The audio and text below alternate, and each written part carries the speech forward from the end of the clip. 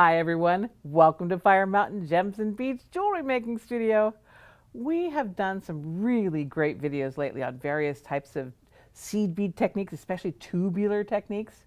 Well, that brings up a problem. So how do you end these tubular techniques? So today I'm going to bring you five, six, 5.5 different techniques for finishing a tubular stitch.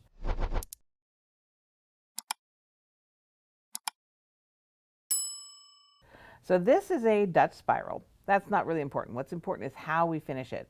The first method I'm going to show you is probably my favorite. You may have seen me do it because I do this all the time on this kind of a finishing. First thing to do is get a piece of wire. In this case, I just grabbed a 21 gauge head pin because it was handy. I didn't have any wire handy. I'm going to make a wrapped loop on one end of it. And it's a sloppy wrap loop because I don't care. This is going to be all covered up with a cone, so it just doesn't matter. So a wrap loop, I made a 90-degree bend. Then I'm gripping it with my round nose pliers, which have a little dot of glue on them, sorry. Roll that over the top of my round nose pliers. So I've got sort of this hairpin looking thing, cotter pin. Put the bottom jaw of that plier back into that loop. Finish going around, so now I have an entire twist around. And then with that bottom jaw in place, I'm going to take this stem here and I will wrap it around. And again, I don't care if it's ugly, it doesn't matter. It just needs to be secure. Okay, so there's my wrap loop, and I'll cut that little extra bit of flotsam off the end there.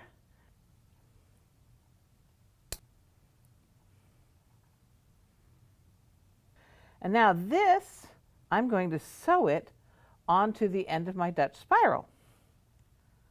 So with my little needle and thread, and again, I don't care how I do it. It doesn't matter. It can be ugly. It can be messy. It could have been done with a piece of yarn. It just doesn't matter as long as it's strong. So I'll go through the bead and I'll pull it tight. Oh, I had a knot in there. I had a knot in there on purpose because my thread was too short. So go through my little eye again. And I'll go through another bead. Just keep it all center. Doesn't matter. Stab myself with the needle. All those things. You know, the things you do when you're seed beading. Go through that eye again. Oh, go through the eye, not the bead. There we go. Through the eye. Through a bead.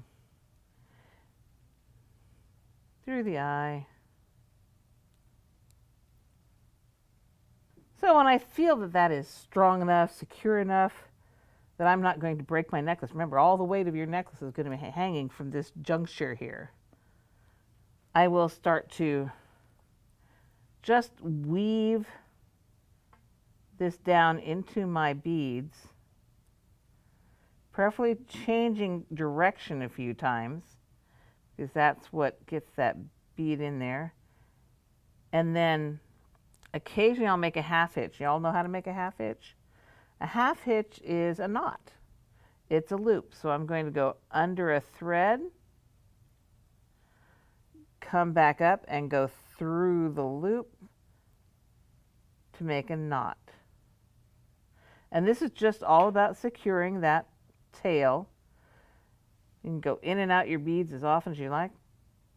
Don't want to wrap that up in there. As often as you like. Go under a thread, make another half hitch. And again, ugly doesn't matter. When you feel it's knotted securely, that you've woven in and out enough, that you feel comfortable that this is not going to come undone when your Aunt Hilda wears it, you feel good about it, you can then cut your thread. I like to use the thread sealer. This is a little thing that gets really hot on the tip so that it melts the thread. For one thing, Fireline's so tough, scissors don't usually work with it. And because it's nylon, when you use a thread sealer, this gets hot and this melts. And when it melts, it makes a little ball on the end, and that makes it even harder for it to come unknotted. So I'm going to use my thread sealer to take off that excess thread. Okay, now I've got this little guy. nice and secure. It was a head pin, so I need to get rid of that head on the end of the head pin. Bye-bye. Gone. I'm going to put on a bead cap. And this is why I said it doesn't matter if it's ugly, because the bead cap covers up all the sins. Ha ha! This is why it's one of my favorite methods. And I put on a bead. This extra bead is not essential, but I just think it looks so much more professional with just a little bead on there. And then I'm going to make another wrap loop. This one I'm going to make pretty because this one will show. So I want to make about 3 loops. So I'm going to bend this at a 90-degree angle right here, leaving a little bit of a stem. That's where the wrapping is going to go. Grab my round nose pliers, wrap over the top of that, reposition my pliers, wrap underneath, switch hands, and now I make my wraps around the base.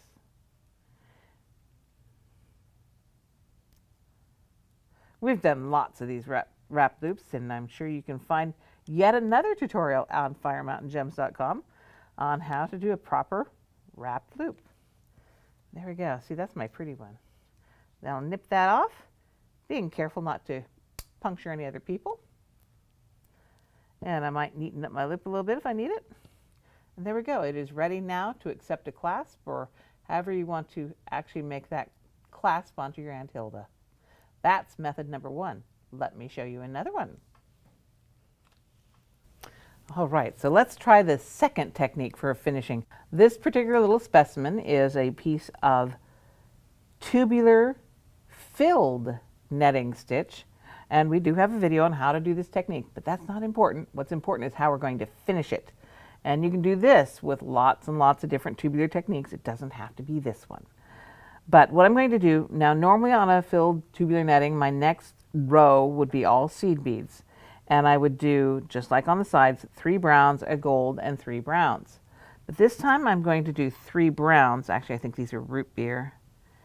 2 gold and 3 browns for this row. This is going to be our finishing row.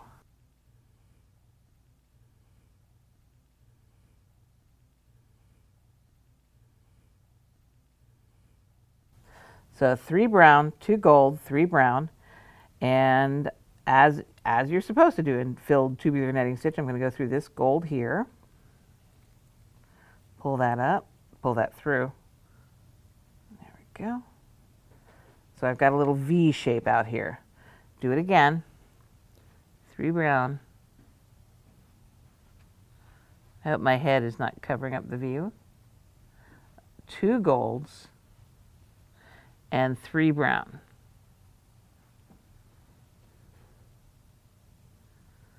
And go through the next gold bead right there.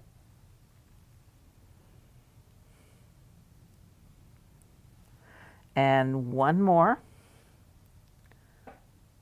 3 browns.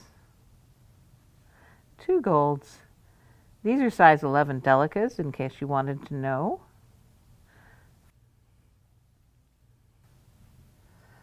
And through this gold. Now I'm not only going to go through this gold, I'm also going to go up through this row and come up between these 2 gold. Through that gold, all 3 of the browns, and between the 2 golds. So there's our, this always looks to me like some sort of creepy monster jaw that's going to bite somebody. But we're going to come up here to the top. I'm going to put in 2 more browns.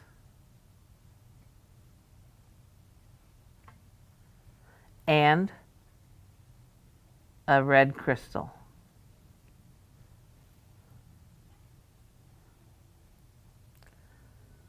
And then I'm going to add the clasp. I could add a clasp, or I could add a jump ring, whatever I want. But this time I'm just going to add the clasp. Come on. Then I'm going to go back down the way I came, down through the crystal, down through the 2 browns, and out through that second gold bead, down through all the browns. So we're coming down the other half of that V. Pull all those through. Go up through the gold, through the browns, and come out through between the two gold beads. You can see how we're building this structure. Add 2 browns.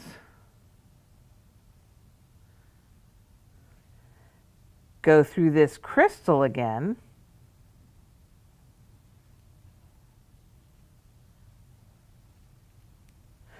Go around the clasp, tie the clasp in,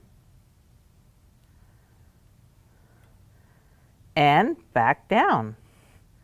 Through the crystal, through the 2 browns you just added.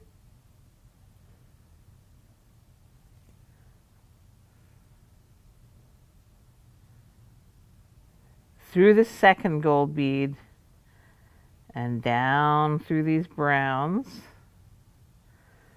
Pull that through. One more time. Going through the gold, up through the 3 browns,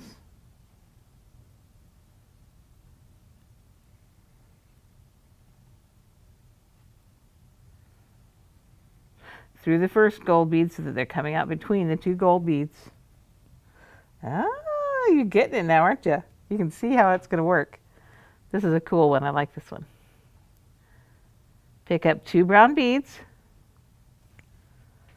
go through the crystal,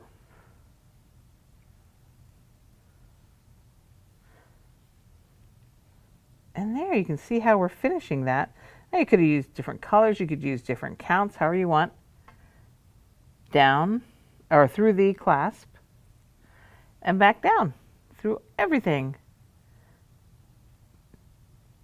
And like usual, when you're finishing up seed beads, the best way to finish, and the most professional way, is by not so much tying knots as it is to just weave in and out.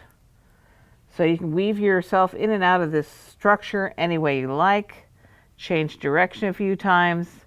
I like to add a couple of half hitches, just like I did in the previous method. I'll put a half hitch here. Make a loop around. It is a knot. Technically it's not very professional, but I want to make sure my stuff is secure. I'll weave up here a little bit.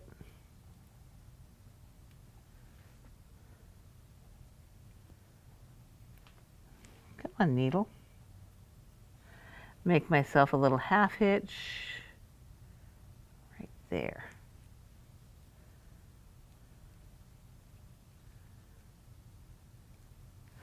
I'll go up a little bit more. Weave it any way I want. And if I feel it's secure, I'm good. Use my little thread burner to tie that off.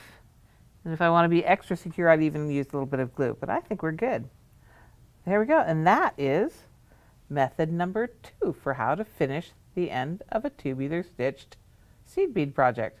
Okay, let's move on to method number 3. All right, number 3, how to finish tubular seed bead techniques. This little sample I'm working with, this is tubular chenille. You may look on our website to find out how to make that design. Isn't that cool? This one it's really hollow. It's very, very flexible. So this one I'm going to teach a technique which is just basically stringing. First thing, I need to finish this piece of thread that was sticking out the last of my beads. So just like the other ones, I'm just going to weave this back into my design any old way I want to go. I want to change direction a few times to make sure that it's really secure. Might throw in a couple of half hitches. This is a really, really common way to finish these things. So let's do this quick and easy. This time, your design is not going to be hanging from this thread. We're just finishing it is all we're doing. Just getting it in there. The design is going to live on something else. Use my thread burner. There we go. All right. And now I'm going to do the simplest and easiest way of all, which is to string this piece of chenille stitch as if it were just a bead. So I've got here a piece of AccuFlex. This is our favorite beading wire, and I've put a crimp bead on it. I want to make something pretty on the end of this, so I'm going to use a couple of, sorry about my arm, I'm going to use a couple of these imitation turquoise beads. I'm going to put a little bead on there. Make sure the tail of the AccuFlex, I see a lot of people miss that. Make sure the tail of the AccuFlex goes inside of the bead. There we go. And I'm going to string this piece of tubular chenille onto my AccuFlex. Make sure you didn't come out the side somewhere, which I did at first. The tail is all hidden in there. We'll treat this as if it were a bead. And I will put another bead on the end of that. You can imagine this as full length, as choker length, 18 inches or whatever you want it to be. And, oh, I didn't get out all my beads. I forgot my crimps. Here they are. I will put on a crimp.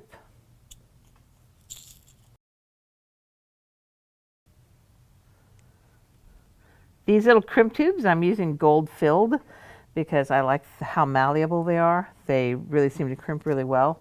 I prefer them to the plated ones. Plated ones work too, but I have had some of mine crack, so I really like to use gold filled and sterling silver for my crimps. I'm going through an AccuGuard. This is an AccuGuard. This helps protect your stringing wire from abrasion once you add a clasp. Go down through the other side of the AccuGuard. It's like a little horseshoe. See? There's the AccuFlex with the AccuGuard on it. Take that tail of the wire and it goes down through the crimp, down through that little turquoise bead, and down into my, now I'll just go through the turquoise bead. There. Pull this tight, not too tight, and use my crimping pliers to crimp that end. Give it one crimp one direction, one crimp the other direction, and then use my nippers to take off this excess wire. There you have it. There is another way to end a tubular seed bead stitch. Oh, look at that. I did get that sticking out. Hang on.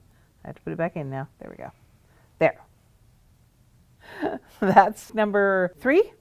Very good. Let's try number 4. All right, here we go for method number 4. Another way to finish a rope type seed bead stitch. This is called a spiral rope stitch. And again, we have a video on how to make this stitch if you like it. But right now, I'm just going to tell you how to finish it. Lots of ways to finish it. You could use all the other methods I used as well. But on this one, I'm going to take it easy. We're ending with just this one gold bead right here. So, well, let's make it easy. Let's just add a whole string of those gold beads and turn them into a loop. The loop could be the proper size to put a bar into or a button, or you could just use this loop to attach a clasp. So I'll just take those gold beads there and I'll go down into my weaving. And again, my same old mantra, just start stitching that in there any convenient way where your thread doesn't show. There's my loop. That's the loop we can use to, if I'd made it bigger, we could use it to put a button through as the clasp, to put a bar through as the clasp, or just use it to add a jump ring and a clasp. I do like to go through these a couple of times because I want the strength.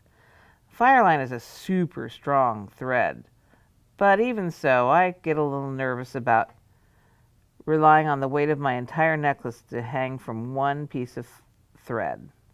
So I will go around that loop a couple of times.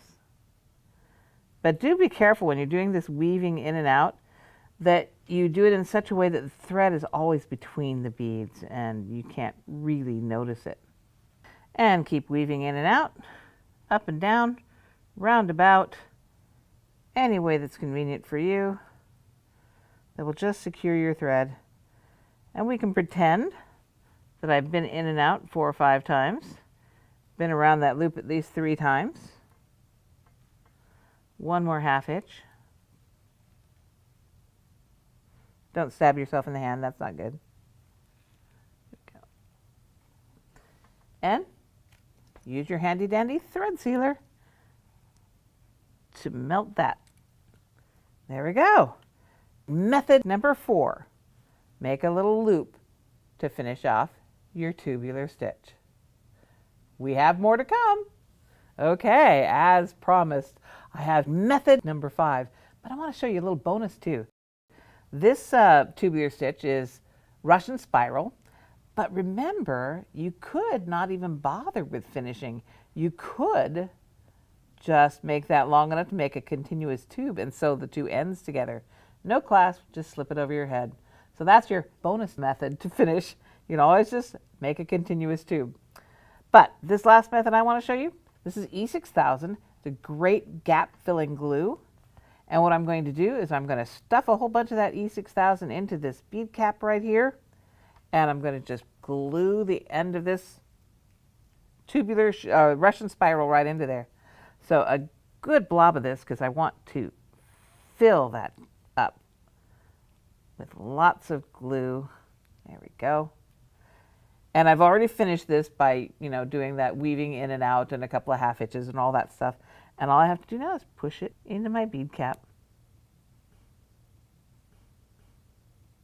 Ta-da!